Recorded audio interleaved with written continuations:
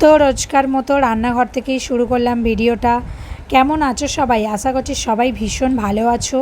আমরাও ভীষণ ভালো আছি, যদিও যেদিনকার ভিডিওটা দেখছো ওই দিনকে একটু খারাপ ছিল, শরীরটা মাথাটা একটু ঘুরছিল, তো যার জন্য সকালবেলাটা একটু লেট করে শুরু করেছিলাম। তো তার জন্য ব্রেকফাস্টটা আর বানানো হয়নি। তো দেখতেই পেলে বিউলির ডালটা সিদ্ধ করে নিয়েছিলাম, নিয়ে সাঁতলে নিলাম।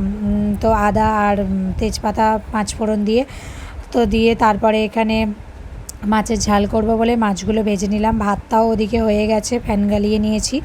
তো আজকে মাছের ঝাল করেছিলাম, পেঁয়াজ কুচিয়ে দিয়েছিলাম আর টমেটো সস দিয়েছিলাম। টমেটো সস দিয়ে মাছের ঝাল অনেক দিন খাওয়া হয়নি, তো যার জন্য ভাবলাম আজকে একটু টমেটো সস দিয়ে মাছের ঝালটা বানাই। তো গরমের জন্য সসটা একটু অ্যাভয়েড করছিলাম, খাচ্ছিলাম না খুব একটা।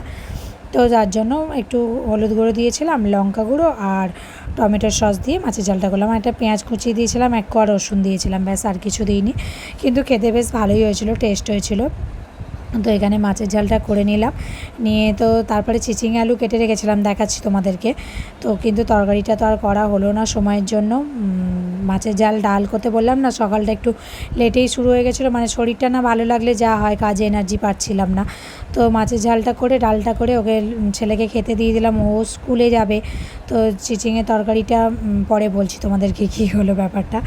তো এখানে তারপরে ওকে ভাতটা দিয়ে দিলাম, আর সব গরম গরম ছিল, তো ভালো করে মেখে টেকে দিলাম। ও খেতে বসে গেছিলো স্নান টান করে রেডি হয়ে। আর ব্রেকফাস্টও বানাইনি, যেহেতু সকালবেলা বললামই তো প্রথমে ভালো লাগছিল না, তো তার জন্য ওকে বললাম তাহলে ব্রেড নিয়ে চলে যা।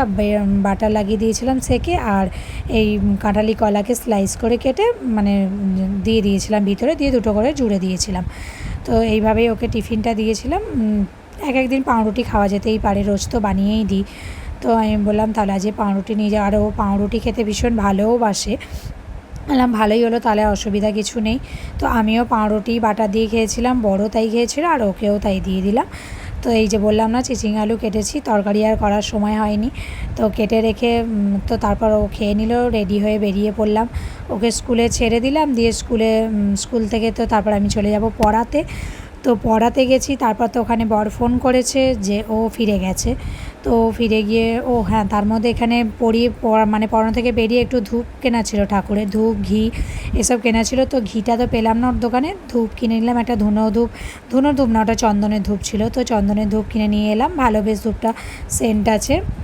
আর এই দোকানটা থেকেই আমি সবসময় ঠাকুরের ধূপ টুপ কিনি, আমার ওই পড়াতে যাওয়ার রাস্তাতেই পড়ে, তো আমার খুব সুবিধা হয়। তো নিয়ে ওখান থেকে তারপরে চলে এলাম বাড়ি। তো যেটা বলছিলাম, বর ফোন করেছিল যে আমি তাহলে চিচিং আলুর তরকারিটা করে নাও। বললাম ঠিক আছে, পারবে, করে নাও, বলে দিয়েছিলাম। শুকনো বলেছিলাম, দেখলাম ও শুকনো করতে পারিনি, একটু ঝোলঝোলি করেছে। ঠিক আছে, করে রেখেছে, এটাই আমার জন্য অনেক, নাহলে এসে আমাকে করতে হতো। তো করে খেয়ে বেরিয়ে গেছে। তো আমি এসে একা একা লাঞ্চটা করে নিলাম, চিচিংয়ের তরকারি বিউলির ডাল দিয়ে। তো লাঞ্চ করে একদম সোজা চলে এলাম বিকেলবেলা। তো বর ফিরে গেছিলো, ও ছেলেকে নিয়ে এসেছে। তো এখানে আমি চা বসিয়ে দিয়েছি, ওদিকে ছেলের জন্য দুধ। তো ও দুধ খেয়ে চলে গেছিলো জিমন্যাস্টিকে। আর আমি চা খাওয়ার পর ভিডিওটা কন্টিনিউ করতে পারিনি, তো ভাল লাগছিল না শরীরটা, শুয়ে পড়েছিলাম। বর ওকে দিয়ে এসেছিলো। তো আজকের মতো ভিডিওটা এতটাই থাকলো।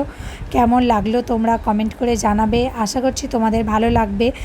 তো ভালো লাগলে লাইক করে দিও, আর সাবস্ক্রাইব করতে কিন্তু ভুলো না। দেখা হচ্ছে পরের ভিডিওয়, ততক্ষণের জন্য টাটা।